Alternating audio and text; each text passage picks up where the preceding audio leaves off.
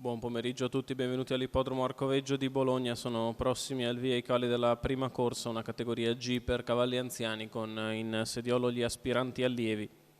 Sono in 10 al via di una corsa molto incerta.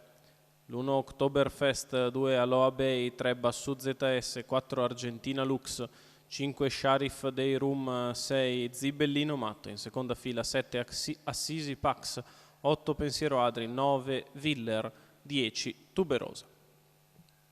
Favori in chiusura sul campo per Bassù ZS, di poco preferito ad Aloha Bay, Argentina Lux, Sharif Dei Rum, Viller, tutti vicinissimi nella valutazione. Macchina che accelera e entra in dirittura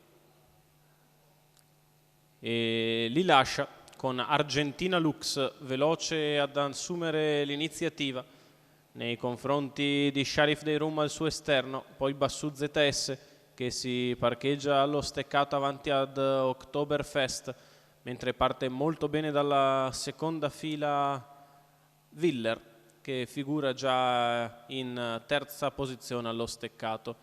15 per i primi 200 metri di corsa con Sharif Dei Rum che attacca Argentina Lux, chiede strada ma non la ottiene.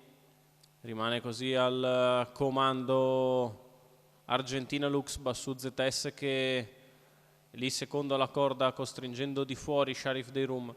Poi Viller terzo alla corda a precedere Oktoberfest, mentre la seconda pariglia a distanza la prova a fare Aloha Bay. 45,7 per i primi 600 metri di corsa, si cammina a buon ritmo all'avanguardia con Argentina Lux sempre a controllare le operazioni nei confronti di Bassù ZS, mentre di fuori rimane Sharif Dei Rum. Viene in terza ruota Zibellino Matto che rimane all'esterno trovando l'anticipo da parte di Assisi Pax quando stiamo per completare il primo chilometro, che Argentina Lux passa in 1,19 con un rallentamento deciso nella seconda parte.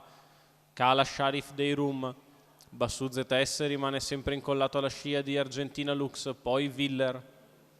Provano ora la progressione in mezzo alla pista coloro che venivano da dietro con Tuberosa che aggira il gruppo e cerca di portarsi sulla testa della corsa. Viller prova ad anticiparla ma rimane lì Bassù ZS sempre nella scia di Argentina Lux. Tuberosa che insiste e va ad attaccare Argentina Lux, sta passando Tuberosa nei confronti di Argentina Lux, se la deve vedere con Assisi Pax che scatta a centropista. Tuberosa in vantaggio, Assisi Pax che prova ad arrivare, Tuberosa e Assisi Pax sul palo.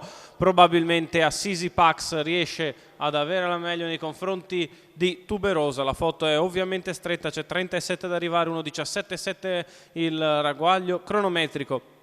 Assisi Pax e Santo Ollio da rivedere nelle immagini ovviamente l'arrivo, con il numero 7 proiettato a tutta velocità a centropista che è andato su Tuberosa, che aveva fornito ottimo spunto ai 500 metri conclusivi. Il successo va al numero 7 di Assisi Pax.